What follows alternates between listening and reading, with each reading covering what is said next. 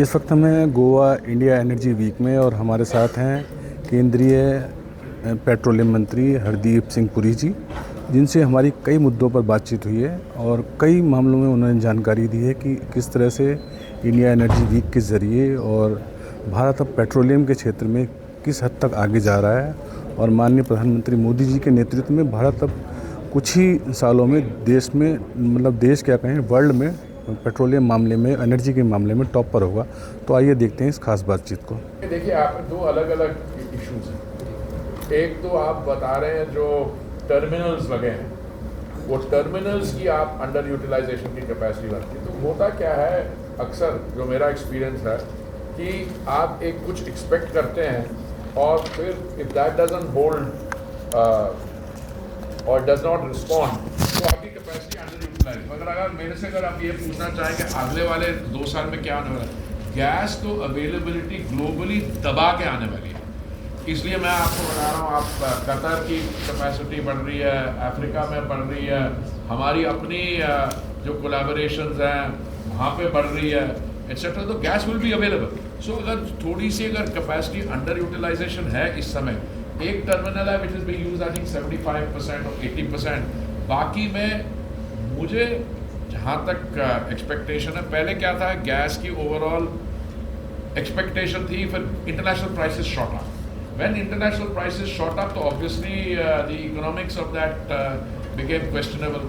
But उसके बाद हमने क्या किया, हमने देखिए, एक तो एपीएम गैस है जो हमारी कंपनीज जिनको नॉमिनेशन बेसिस पे मिली थी वो सप्लाई करते हैं, पर हमने देन वी इंट्रोड्यूस्ड बैंड, एक फ्लोर और सीलिंग कर दिया है। उसके कारण things we have now the differentials too much, not too much. I believe that if you give it, आज we are in January of 2026, from about a few months now, from now, and certainly by the end of the year, there will be more gas available, natural gas. And then I think this question of excess capacity, but I would tell anyone, जब कोई capacity establish करते हैं उनसे पूछना ये चाहिए कि भैया किससे पूछ के की थी। You understand? अब हमारा एथेनॉल में भी वही हुआ। हमने जब 20% एथेनॉल ब्लेंडिंग की बात की तो हमने कैलकुलेट किया, हमें 20% ब्लेंडिंग के लिए चाहिए होगा 1100 करोड़ लीटर, और आज उन कैपेसिटी बन गई है 1750 करोड़ लीटर। अब कुछ लोग कहेंगे नहीं हमारा ऑफटेक एग्रीमेंट, कोई ऑफटेक एग्रीमेंट नहीं है। ऐसा है कि 20% हमारी एनालिसिस थी, 20% ब्लेंडिंग हो रही है, आगे जाके बढ़ भी सकती है। बट इन चीज़ों पे अगर आप एक किसी सेक्टर में कोई डिसीजन लेते हैं, it can not be at the cost of someone else. So similarly with these terminals, I am very convinced that when more gas becomes available, which मैं जहाँ जाता हूँ people want to sell gas to us। मैं आपको एक example देता हूँ। माननीय प्रधानमंत्री जी ने तो अभी EU FTA किया, कुछ ही 4-5 दिन पहले ही hosted the president of UAE। उसमें हमारी कंपनी HPCL, उन्होंने एक एग्रीमेंट साइन किया। तो मैंने HPCL से पूछा कि आपके कितने हैं, उनका एक और भी है, और IOCL से पूछा, दोनों को मिला के 4.5 million metric tons per annum of gas we are buying from UAE alone, और कतर के साथ तो हमारा लॉन्ग टर्म है। तो मैं आपको ये कह रहा हूँ, ये बढ़ता जा रहा है। तो ये जो टर्मिनल्स हैं इसमें कोई प्रॉब्लम नहीं होगी, इसकी यूटिलाइजेशन हो जाएगी। सर, इसका सप्लीमेंट्री क्वेश्चन है sir, pricing, gas pricing from Sir, I'm Rituraj from Mint. So as we are having this IW, we have got major tie-ups with Canada. We have announced, and again PPCL has signed the MOU. No, we have a lot of agreements are being signed, Right. but announcement with Canada. Let me just tell you, it's a look at the direction. अभी पहले Canada के साथ जो बातचीत होती थी किस issue पे होती थी, about guys who wear turbans like me and so and were giving fringe this thing, and the whole relationship got derailed. अभी I alone in the last few weeks, मिसाल तो आगे आ जाए, पीछे आ जाए, alone I have hosted 3 ministers. I give you, first I had Minister Sandhu from Canada, then few days ago I had the Premier of British Columbia, and yesterday I had very substantive discussions with Minister Hodgson also. Now what does that mean?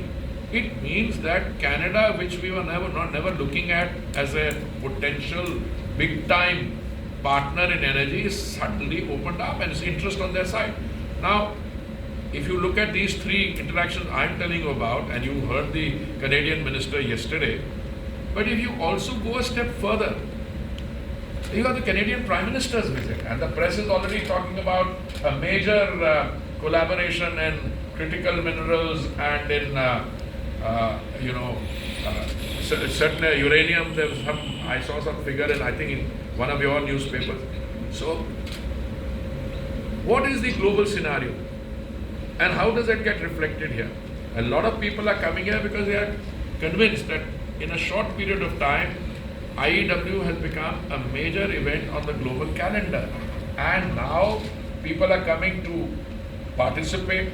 Look, that old, Riturajji, that old construct of there are producers and there are consumers, that's gone. Today, India is the third largest consumer. It is also the fifth largest exporter. We are the fourth largest refining capacity, and with the rate at which we are going, I have seen saying it, ये छोटी-छोटी जो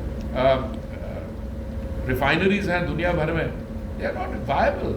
They will close down. Whereas our refining capacity today is at 260 million metric tons per annum. It is going to go up to 320 within a few short squeeze, and then it can go up to 400 or 450. So today, in that changing world, India has come to occupy a unique position, both as consumer, producer, exporter, refiner, etc. So that is what makes a platform like this. That's why people come. But more than that, I'm very happy. There are a lot of youngsters here. They come with startups, do other things. Just what I can complete my question. So in these times where we are looking for new partnerships, US has again said recently, US Trade Representative said that India needs to do more in terms of reducing Russian crude. Let's leave those let's leave those discussions aside for the moment. But I keep hearing all kinds of statements. You know, I was a joint secretary on the America's desk many years ago when part of my foreign service career. If somebody had told me that I'm buying $1 billion of I would buy $1 billion of energy from the US, I would have fallen off my chair. Today we are buying 15 billion. So इसको छोड़ दो. These are commercial decisions which are taking place. कौन क्या करेगा, political वो होगा, वो चलता रहेगा यार.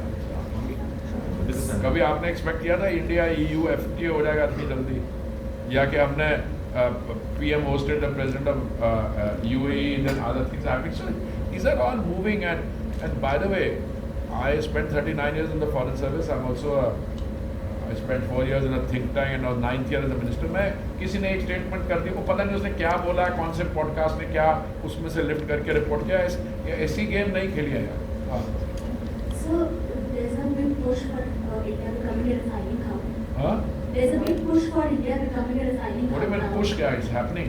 Sure. I mean, we already got 260 million metric tons per annum. We're starting up a huge refinery in Barmer is waiting to come on stream. Then Vizag वो Andhra की huge refining, so 99 million metric tons. You're absolutely right. Yeah. So what I'm asking is today most exports are done by private players. How do you see this What as is happening? by private players? The exports, refined products are mostly by private players. How do you Both.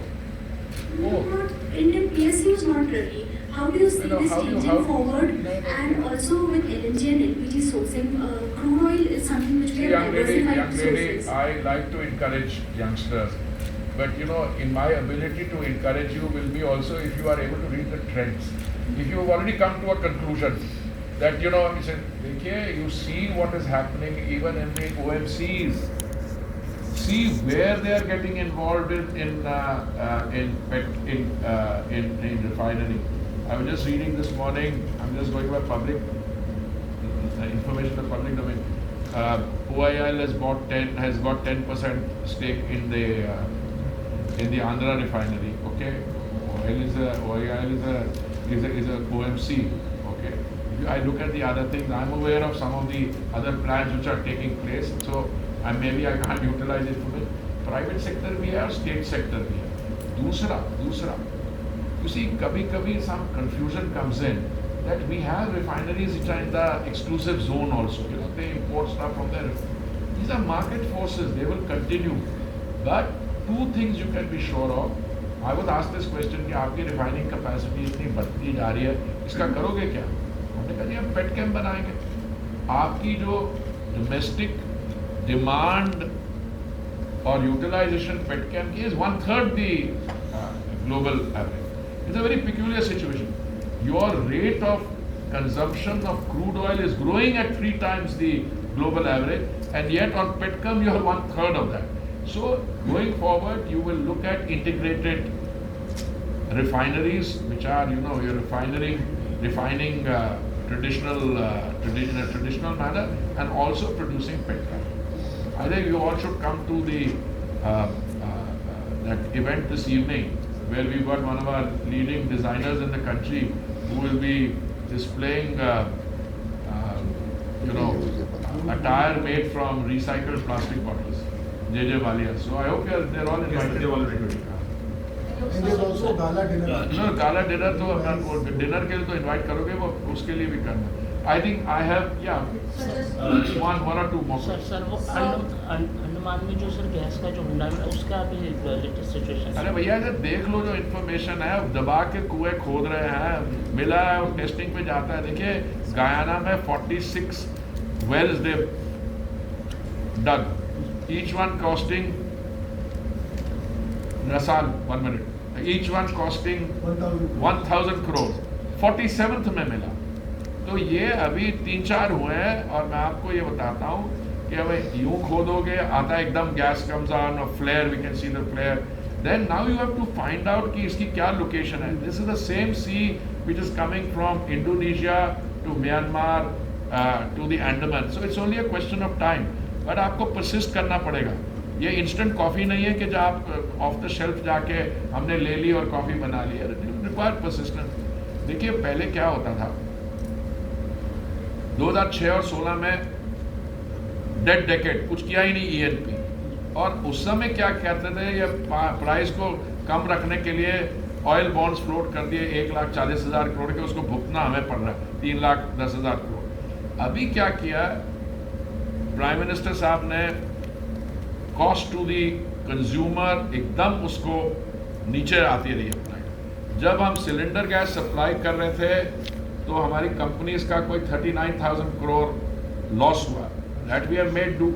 अगर कहीं दुनिया में tension होती है, कुछ red सी में या Somali pirates के अटैक्स के कारण और समथिंग एल्स हैपन, तो रूट चेंज करना पड़ता है, उसमें फ्रेट चार्जेस बढ़ जाते हैं, उसमें इंश्योरेंस चार्ज बढ़ जाते हैं. पर कंज्यूमर को तो हमने नहीं कम किया.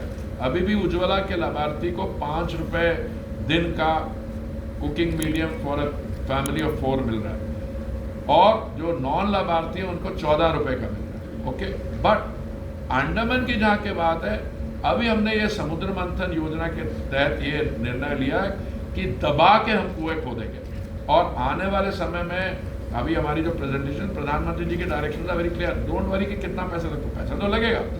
देखिए कल एक बड़ा इंपॉर्टेंट पॉइंट किया था, हमारा टोटल जो सेडिमेंट्री बेसन 3.5 मिलियन स्क्वायर किलोमीटर का, उसमें 1.7 इज डीप सी, और 1.7 में यार 1 मिलियन तो नो गो एरिया था.